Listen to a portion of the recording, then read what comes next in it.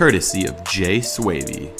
From fans for the fans. The best place for league updates. The hottest takes on the internet. Welcome to Cal's Call. Hello and welcome back to Cal's Call's podcast. I know it's been a long time coming. We are going to start continuing this again. My first edition of the podcast that we are introducing is going to be a new one, especially with the NBA trade deadline coming up in February. We're going to be going over some trade deadline primer for each division in the NBA. Now, originally the plan was to go over every single team in the first podcast. I think I'm going to break it up into the 6 sections, each for each division, and then we'll go from there to cover the entire NBA landscape. The first one we're going to do today to introduce ourselves to the trade deadline primer is going to be the Atlantic Division. So what we're going to do here, we're going to go over basically targets for each team in the division, question marks to that team, fits, why they would make those moves, all of that good stuff. So that way you know who your favorite team should target, and you can know to root for these players once you acquire them, and to be pushing your front office to acquire them and just be talking about it as fans. It's just something cool to go over. Trades are such a fun aspect to the NBA. It's what makes it so great. Not a lot of other leagues have the entertainment factor that goes into trades as the NBA does. So with that in mind, let's really go over the Atlantic Division, go over every possible scenario for each team involved. So let's start off from top to bottom. Obviously, Toronto's at the top of the division now, right now as it stands. So let's go over some of the targets for them. If you're Toronto, you're the Raptors, who are you looking to add that could really add some talent and fit to this roster to make them an even stronger contender in the Eastern Conference? To me personally, I have a couple of names listed here that I think would fit in perfectly with the roster. Number one, Noah Vonleh out of New York. He's having a good season this year. He's really putting it all together. It's been a couple years in the making. He's bounced around from team to team, unable to find a true home.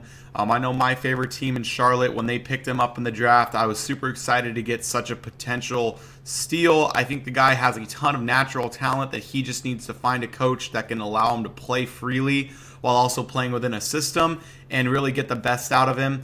I think Noah Vonleh would be a great fit on the Raptors. You look at Pascal Siakam, what they've been able to do with him. Again, late first-round pick, lengthy athlete, had a lot of natural talent that just needed to be brought out by a good coach. Toronto Raptors have been able to extract a lot of talent and use from him. I think they'd be able to do a very similar thing to Noah Vonleh. Another player I have here that could be mentioned in terms of a trade target is another New York Knick, Lance Thomas. Again, somebody I think could play some small ball for there in Toronto. Good defender, can hit some jump shots, could fit into their system pretty easily, could be acquired pretty cheaply. A name I have here that could be added for big man depth, overall big man depth, is Zaza Pachulia out of Detroit.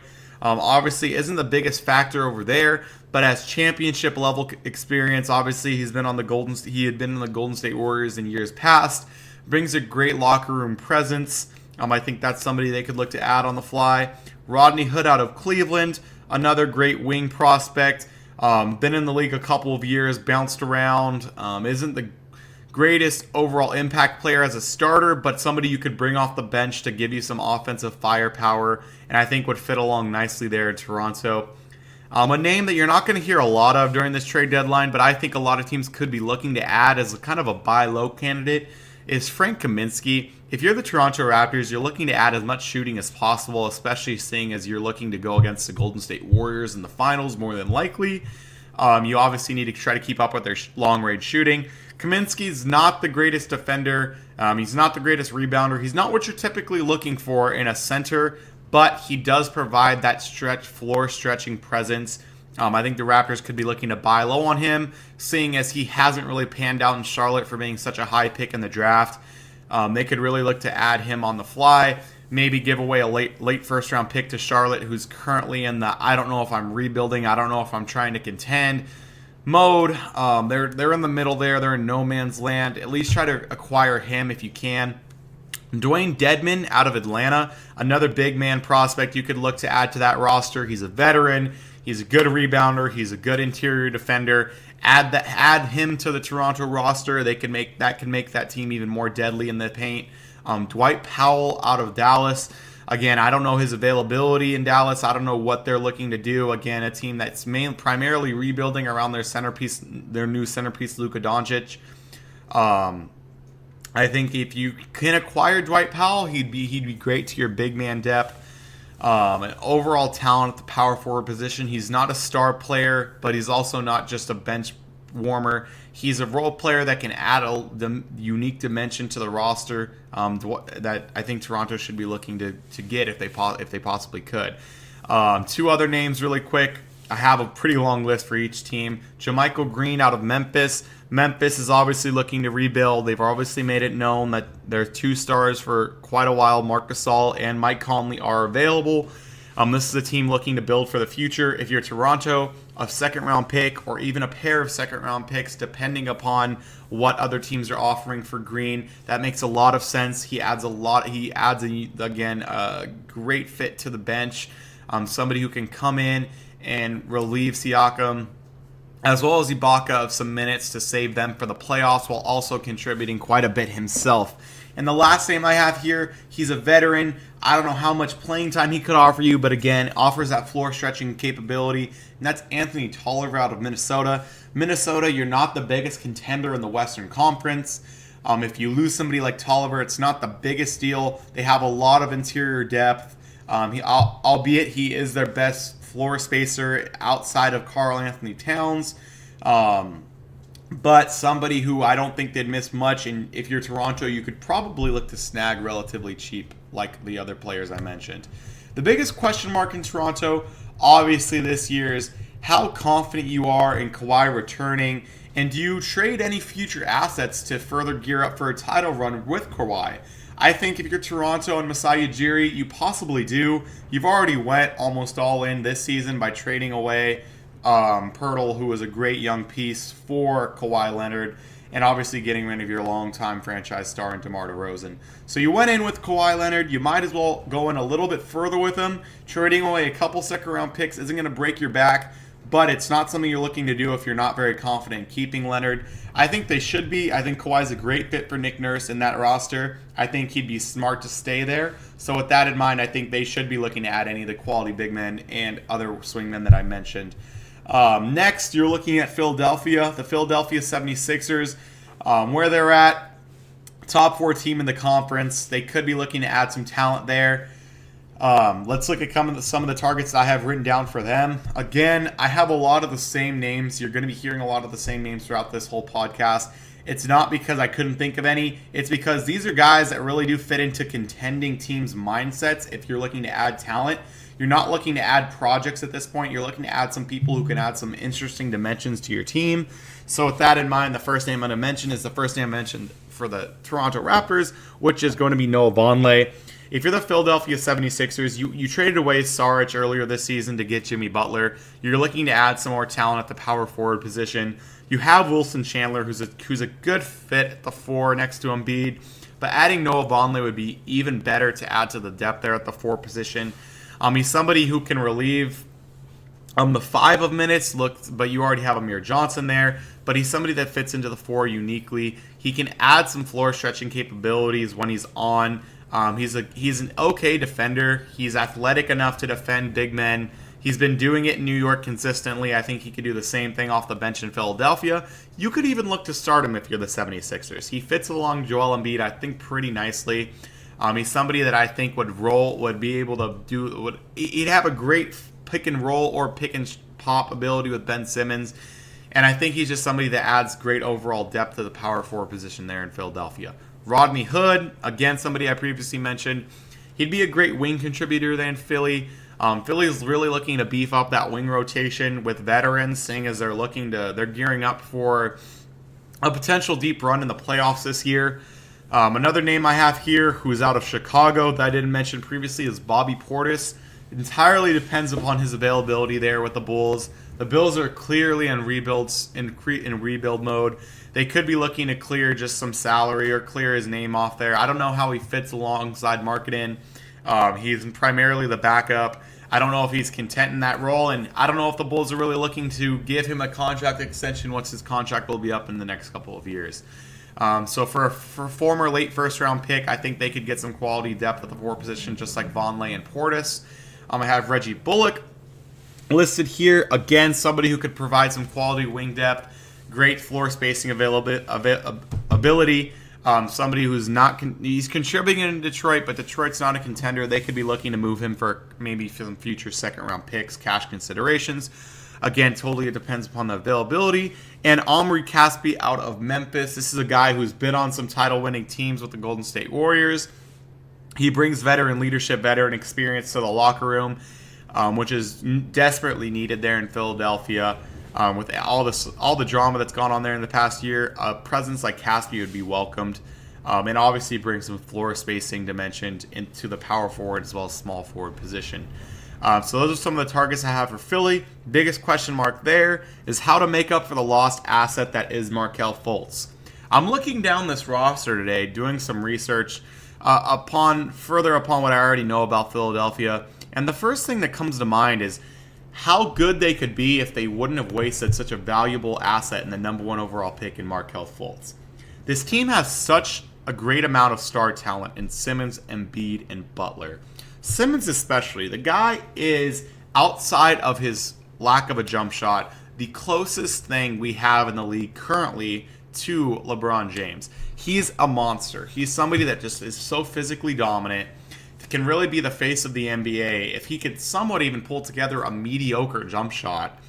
And then you look at Embiid, again, second coming of Hakeem Olajuwon there. I'm not saying he's as good as Hakeem, but just looking at the similarities there, great interior defender, can stretch the floor, has a unique offensive weapon of a post game, just overall superstar. And then Jimmy Butler.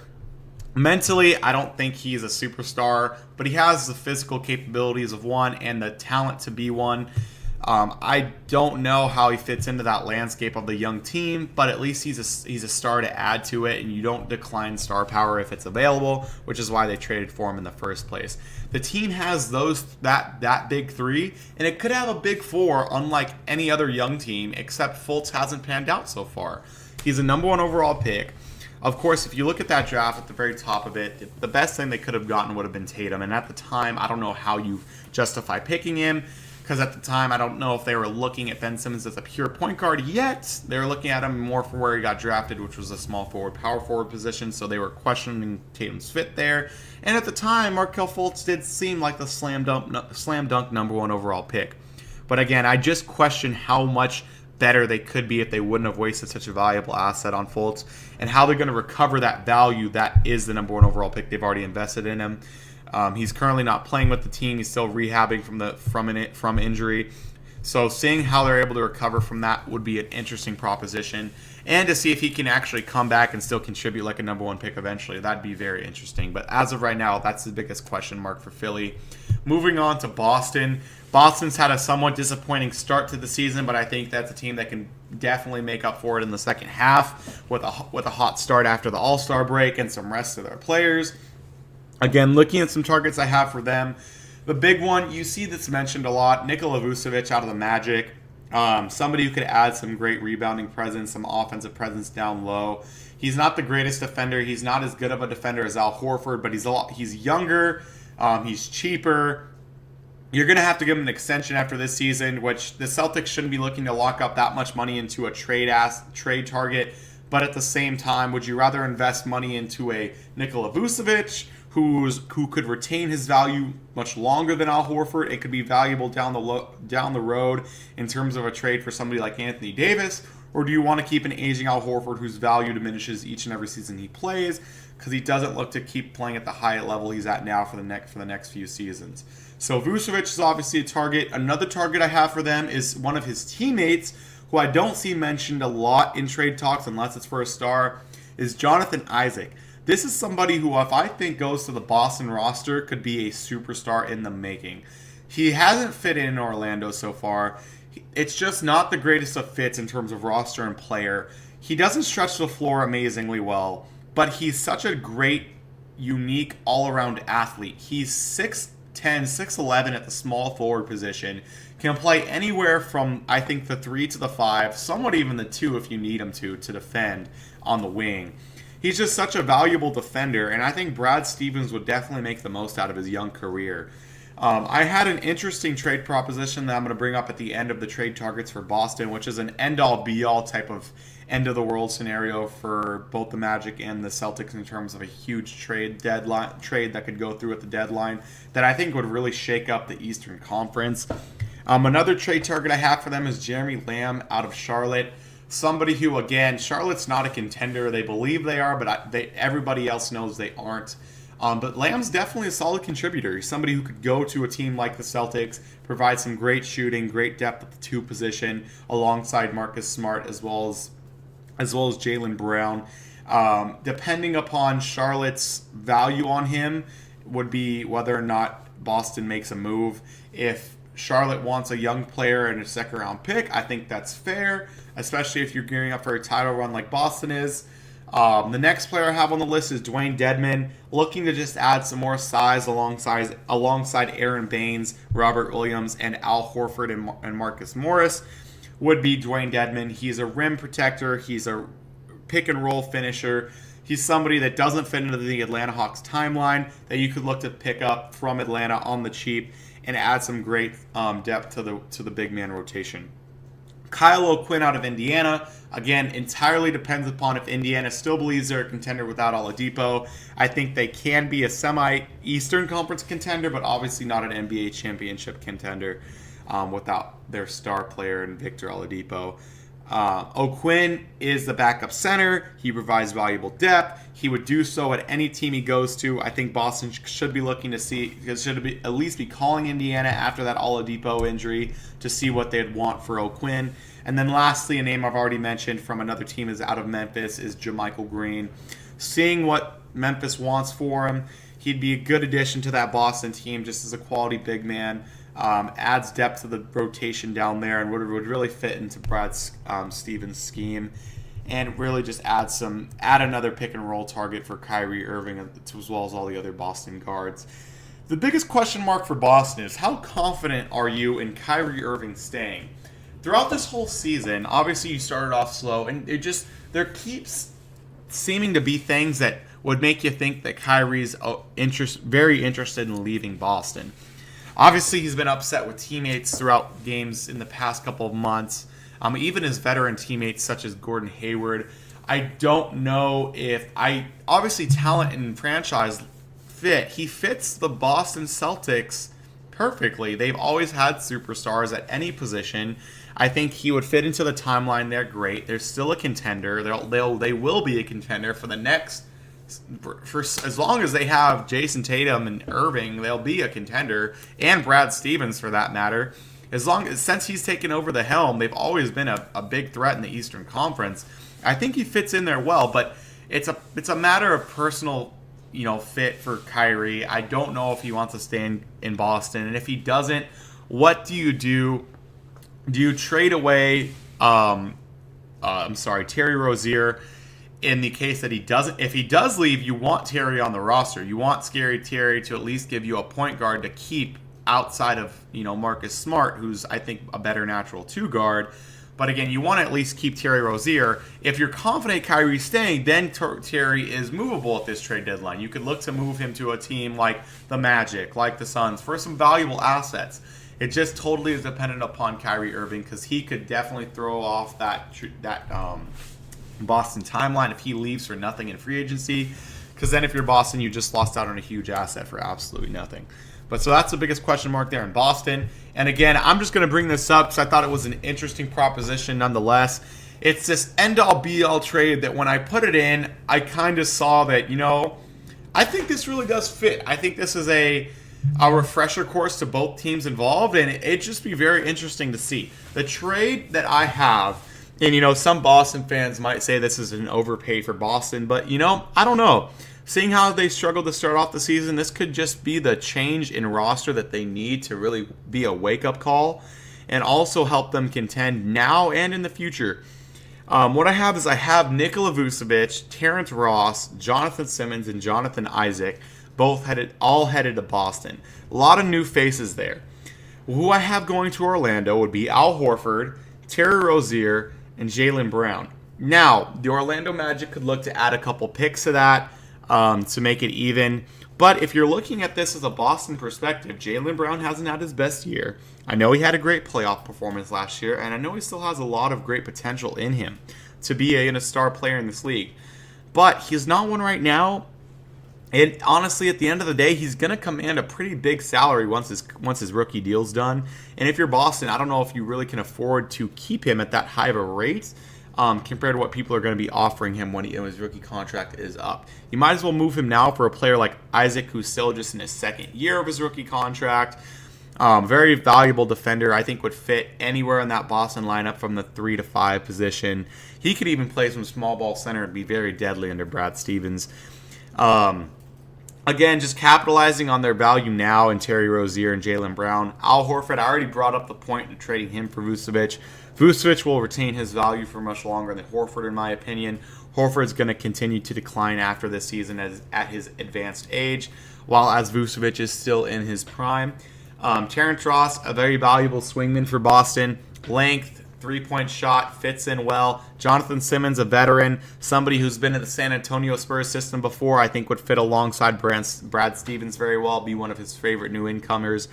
And then obviously Jonathan Isaac. It would definitely hurt for Boston to lose Horford, Brown, and Rozier, seeing as the chemistry they've had the past couple of years. But it's something that I think would be a very big wake-up call to that locker room and could really inspire them to go on a title run this year, just seeing the new faces in the locker room. So to me, I thought that'd be a very interesting trade. It'd really shake up the Eastern Conference as well as the NBA in some aspects. I'd like to see how Kyrie reacts to a trade like that, but that's just my opinion. I think that'd be very interesting to see. I think that if you're Boston and Danny Ainge, you at least consider it in some aspects, especially if you're getting some picks alongside those players from Orlando. Let's see. The next team we're looking at is the Brooklyn Nets, one of the best feel-good stories in the NBA. Of course, the trade with Boston a couple of years ago for Paul Pierce and Kevin Garnett and Jason Terry went horribly wrong, one of the worst trades in the history of the NBA, but you're just now starting to bounce back and recover from it. You're finally starting to get your first-round picks back after they were going to Boston for such a long time. And the team really did a great job. I think the Kenny Atkinson hire was an absolute slam dunk. I loved it when they made it. And then also getting Sean Marks as the GM was a coup as well. They're both great young minds. I think they're going to lead this team to contention at some point. They're already leading it to playoff contention when nobody thought it was really feasible. With the surrounding, right now their star is D'Angelo Russell, and I think a couple years ago, if you say D'Angelo Russell's leading a team to the playoffs, primarily as a star player, not a lot of people are believing you, especially after the trade from LA. But that's what they've done. They've developed their young players extremely well, and they're now a playoff contender in the Eastern Conference. Of course, it is the Eastern Conference. It's not the West, but it's at least saying something. A couple of players that I have on their trade targets is going to be Skal Labissiere out of Sacramento. He hasn't had the amazing season some people thought he would. They have a lot of depth at the big man position. Trying to pry him away from Sacramento would give them another long-term project and a young player to really mold and develop to their timeline now. I think that'd be a great fit if they could try to acquire him for a couple second-round picks. You never know what the Kings would want in return. Maybe a couple veterans that they have. I think it'd be a great asset to the team. Malik Beasley out of Denver. Maybe not. I think he's a great trade target for a lot of teams. It just totally depends upon Denver's availability for him. I think Denver has the depth to trade him. Former first-round pick. If they can get some veterans in return, it makes sense. Denver's a very it's the true contending team this year. Noah Vonleh going to Brooklyn. I think he'd fit alongside Jared Allen really well, add some depth to the 4 position like he would to almost every NBA team. And then John Lure out of the Detroit Pistons. He'd provide a great stretch 4 option to them alongside Allen. Just add some valuable shooting alongside the bench or alongside the starting lineup. The biggest question mark I have for the Nets, if I'm the Nets, I'm really not looking to make too many moves. I love the chemistry this team has this year. They've come through a lot of adversity via injuries and overcome it to be in playoff contention in the Eastern Conference. My biggest question, though, is do you add some salary to the roster in order to compete for the playoffs this year, or keep your expiring contracts on hand and just add extra cap space this offseason? I don't know if they'll acquire a superstar in free agency. They're a trendy pick to add one. I don't know I definitely think a superstar like a Durant or Thompson would take a fleer to go take a visit there and be the number one superstar for the team. It's in New York. It's in a great area for marketability, but I don't know if they'd seriously consider it. I think it's more of like a trendy dark horse that won't end up landing anybody, but it's cool to mention them anyway. But just keep building if you're the Nets. You're building a great foundation. Just keep adding to it. Keep adding cap space. Open up cap space to make sure you can extend these young players once they develop. Just follow that model and you'll be set for the future. And then the last place, New York Knicks in the Atlantic Division. Some targets I have for them. I'm really looking at buy low candidates if I'm the New York Knicks. Obviously, Dennis Smith Jr. was one of them, but it looks as though Dallas is looking to keep him. If they are looking to move him, definitely try to get some phone calls going over to Dallas to acquire DSJ. In the meantime, I have a couple faces here that are young players that could be a buy low candidate. Markelle Fultz, former number 1 overall pick.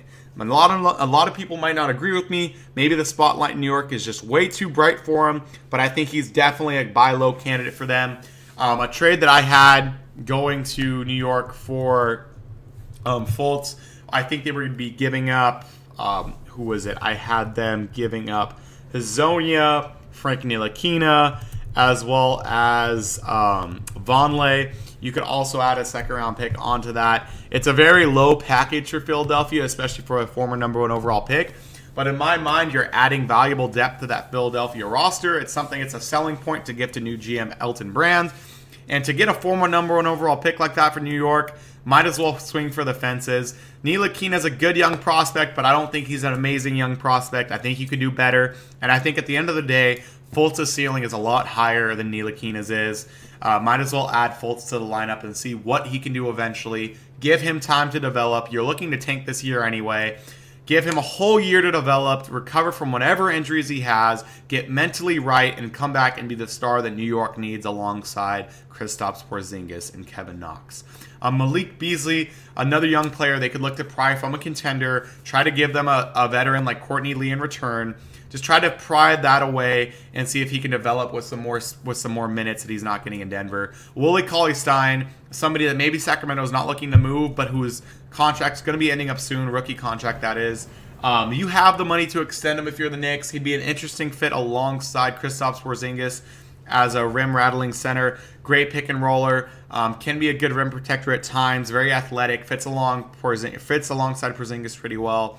Then Jakob Poeltl from the Spurs. You could be looking to add some veterans to the Spurs roster, sell off some veterans for that young player. Obviously, he's part of the package that they gave Kawhi Leonard away for. So maybe they don't want to look back and regret that they gave away Kawhi Leonard for just a couple of veterans from the New York Knicks.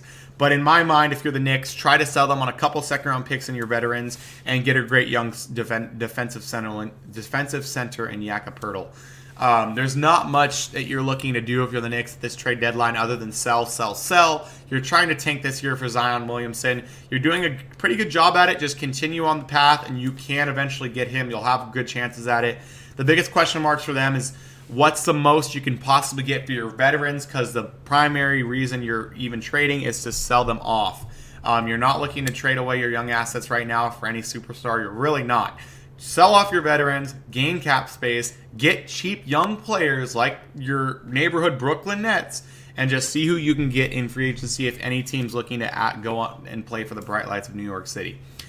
So again, that's my take for at least the Atlantic Division of the Eastern Conference for the trade deadline primer. I'm going to be doing this for each and every division, so be on the lookout for more podcasts. I'll try to get some more up this weekend. I'm at least to finish off the Eastern Conference, and then we'll go with the Western Conference later in the week. But I will be doing this for each and every division. Thank you so much for tuning in. I know it's been a while, but we're trying to be a lot more active between Mickey and I. Trying to give you guys some content each and every day, so that way you guys have something to read, listen, and watch. And we're also looking to add people. So if you're very interested in looking to go into the sports world, we're looking to add people to the team. Obviously, if you guys seen the website, we primarily focus on baseball, football, and basketball right now. We'd love to add some people into sports such as soccer, hockey, tennis, etc. Whatever you're into, we'll give you space to voice your opinions and really write some news articles about. So if you'd like, we'll give you the chance. Thank you so much for listening in the meantime. I really do appreciate it. I appreciate everything the fans do. Every like, every retweet, every watch, every view, it means a lot to us. So thank you guys so much. In the meantime, you can continue to listen to us on Podbean. We're going to be looking at iTunes soon, Twitter, YouTube. We still will do some live streams occasionally on Periscope, Facebook. Anything you can imagine will be on. So thank you guys so much. In the meantime, I'll have the next division up soon. I believe I'll be doing Central next, and then we'll go from there. You guys have a great day. Thank you so much for listening. In the meantime, this is Cal's Call. For all the latest and breaking news, podcasts, and live streams, make sure to check out Cal's Call on Twitter, Instagram, Facebook, and Periscope.